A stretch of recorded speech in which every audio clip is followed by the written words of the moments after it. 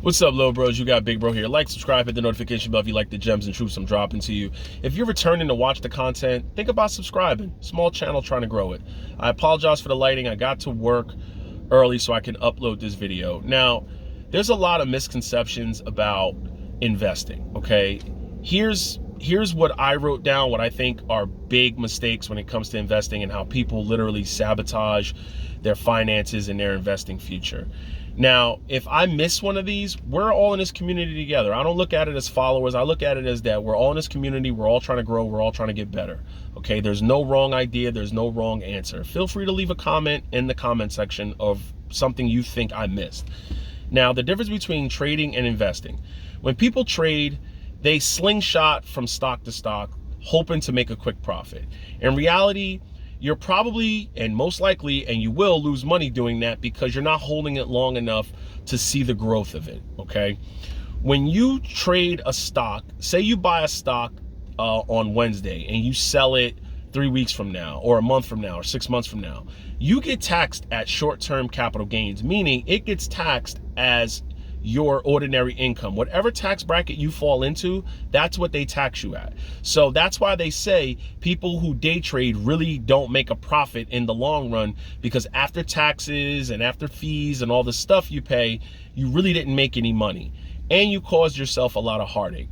And when it comes to trading, a lot of videos I made in the past talking about these people and calling out a lot of these people is because they like to use keywords like, this is the play I'm doing, this is the game I'm playing. It's not a game. This is not DraftKings. This is not sports betting. This is your livelihood. If you get it wrong, you're going to be sorry in the future, and you're only going to have yourself to blame, okay? Now, that's trading. Short-term capital gains, slingshotting from stock to stock, trying to make a quick profit or quick come up, as they say. Investing is when you buy something that you plan on holding forever. You're buying it, a stock, a mutual fund, an index fund that you're trying to build long-term wealth. That's long-term wealth. Now, Warren Buffett has said it in the past, and many of your great index fund investors and mutual fund investors and some of your best investors have said you never buy a stock, an index fund, or a mutual fund that you, or an ETF, and an ETF, let me add that you don't plan on holding for longer than 5 years. If you bought it and you sell it in less than 5 years, maybe you didn't do enough research on it and you shouldn't have bought it in the first place. Now, here's another thing. I feel like people feed and prey on people when it comes to investing in stock market advice. Number one, a lot of people turn to YouTube to get their, stock market or investment advice. In my opinion, you need to do a lot of research. You might want to meet with a financial planner, because if people are telling you they're not a financial planner and they're not a financial advisor and do your own due diligence, that's pretty much the key words and what they're telling you what you need to do, but they know a lot of people won't do it, and then they proceed to put stock tickers overhead and talk about what they're buying.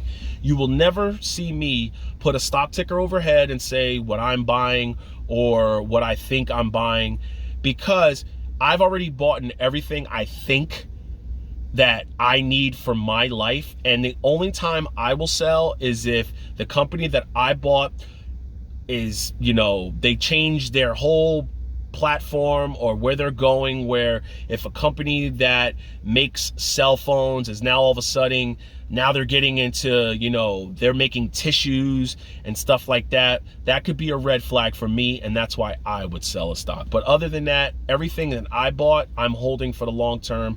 I'm not selling. I'm holding on to it to see the growth and see where it goes, because I think it's going to be more valuable in the future. That's investing. Now,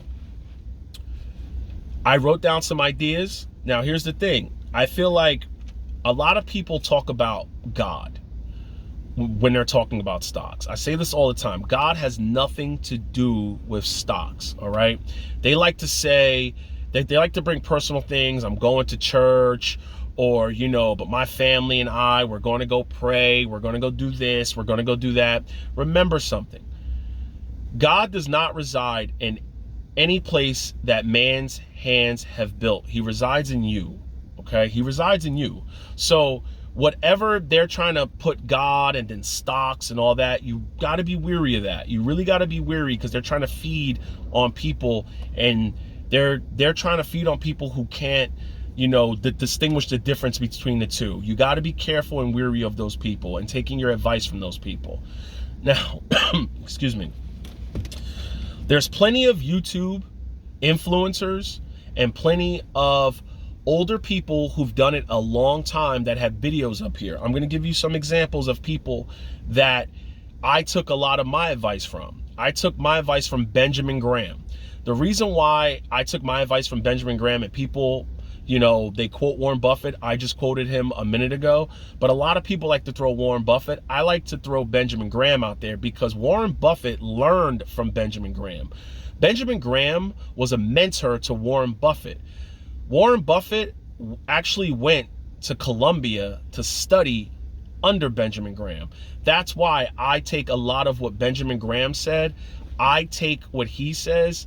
A lot of times I take that and Warren Buffett, what they say, because he taught Warren Buffett. There's another great investor who piloted the Fidelity Magellan Fund that had one of the best returns over the stock market, and that was Peter Lynch. And Peter Lynch gives a lot of great advice, and they always talk about holding stocks and mutual funds and index funds for long periods of time. And there's another person, the late great Jack Bogle, who passed away in 2019. Even if you search Jack Bogle or John Bogle, it's the same person. Jack is short for John. He passed away in 2019. He pretty much pioneered the Vanguard total stock market and index funds. And he talks about the power of index funds and total stock markets and S&P 500s, that if you're the working class people, if you're the working person, he actually has a phrase and a quote, and I quote him: when you invest in an index fund, you do it for 20, 30, 40 years. Put it in the envelope. Don't even look at it. Just put your money. I know what we talked about envelopes. That's a metaphor. Don't put it in the envelope. Put it in an index fund or a mutual fund. Meaning he used that as a metaphor. Put it away. Put it in an index fund. Don't look at it. Don't touch it. Don't think about it. Treat it as a bill. And have somebody behind you to catch you when you finally open it, when you get to where you want to go, because you're going to pass out at how much money you actually have. And that's from John Bogle. Now, these people, Warren Buffett, billionaire, Benjamin Graham, never really exposed his money, but I'm pretty sure he was comfortable. Peter Lynch, worth $200+ million, and does a lot of philanthropy. He gives back. Okay, the Jack Bogle, the John C. Bogle, almost $100 million. So I take the advice of those people, and I read a lot of their books. Okay, that's the information that I can give you on that. Here's some other things. People invest too heavily in one sector. A lot of your YouTube influencers, it's not about the knowledge and the right knowledge. It's about getting traffic to their channel. So they'll talk about what's popular. If crypto's dying, they won't talk about crypto until crypto makes a comeback. They like to throw big tech stocks at you: Apple, Microsoft, Tesla, Amazon. But if you're overexposed to just one sector, you could destroy and napalm your portfolio. Hence what happened in the dot-com crash. People were overexposed in the technology, information technology sector, and when the dot-com crash happened, they pretty much lost everything. And do you know how long it took for the technology sector to rebound from the dot-com crash? 3,295 trading days. Trading days. Because the trading days are only Monday through Friday, minus holidays and minus weekends.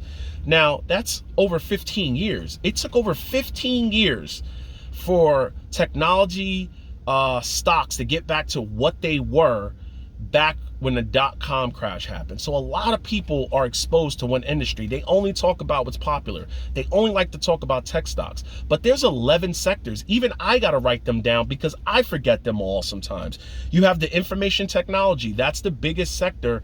But Just because it's the biggest sector by weight, that doesn't mean you should only be in one sector. This is why I say the S&P 500 and the total stock market index is one of your best bets if you really don't understand the stock market, because it's weighed out and it's calculated by a computer, where if a stock in the top 10 by weight is not doing good, it's kicked out. For an example, Facebook, aka Meta, was the top 10 in your S&P 500 by weight. It was not doing good. They kicked it out, and a lot of S&P and total stock market index funds, they've replaced it with United Healthcare or Johnson & Johnson. That's why index funds are great, because they do it for you. They calculate the weights for you.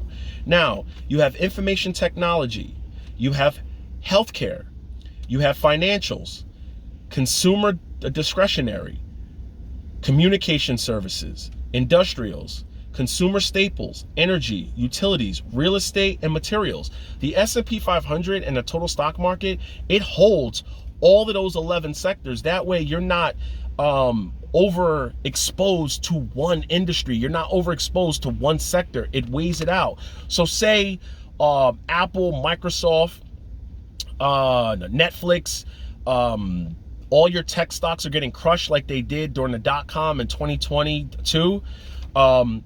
When they're getting crushed, you have things that kick in like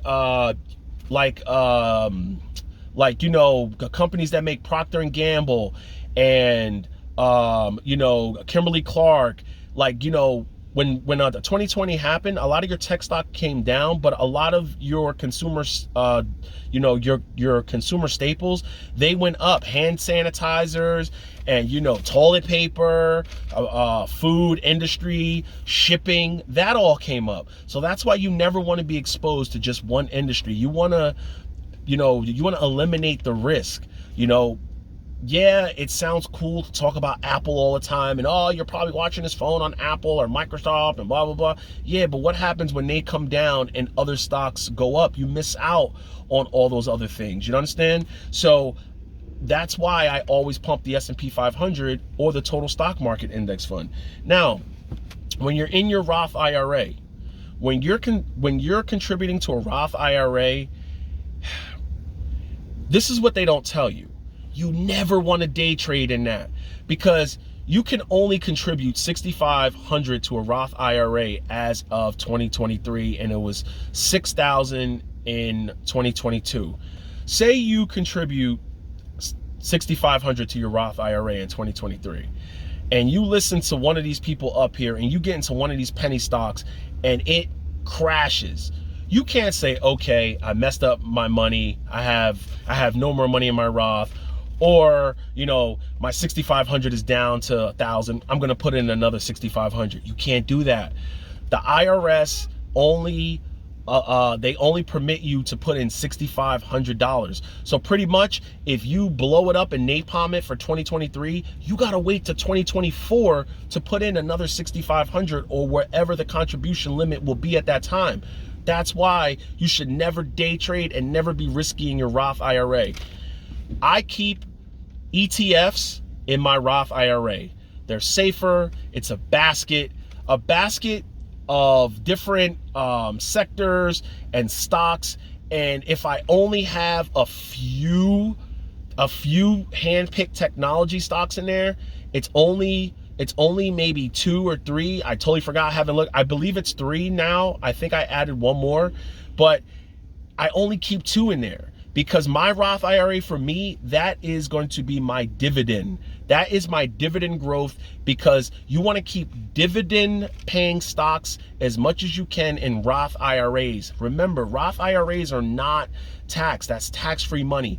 That's why you want to keep high paying dividends and stuff like that in Roth IRAs, because the IRS, they're not going to come for that money, because it's already money after being taxed that you contributed. That's why you do never want to day trade in your Roth IRA, because if you mess that up, you're done for that year. Now that year is gone. Say that stock goes belly up, you're done. Okay? You just took away from your financial future. Now, here's another thing. People like to make this a game and a sport. It's not a game. It's It's not a sport. This is your life. People like to use keywords in on you, okay? They like to feed in on what's hot, all right? They like to talk about crypto and technology stocks, and they love to play news clips. When people keep playing news clips, think about this. You have to really think about this. If everybody's watching the news, it's not a secret. If everybody's moving in one direction, right? If everybody's following one direction, everybody's listening to the same advice, how is their wealth going to be created? If it was that simple, people would have more than $1,000 in their bank account. All right. People would have more than $1,000 or less than $1,000. We wouldn't have needed all that bailout money. It's because the news is there for entertainment purposes too. Remember, they're about ratings. YouTube is about ratings. So if someone on YouTube feels they can bring more traffic to their channel by showing you news clips, think about that. You're getting a double whammy. You never listen to the news because they're going to pump what is popular. Remember something.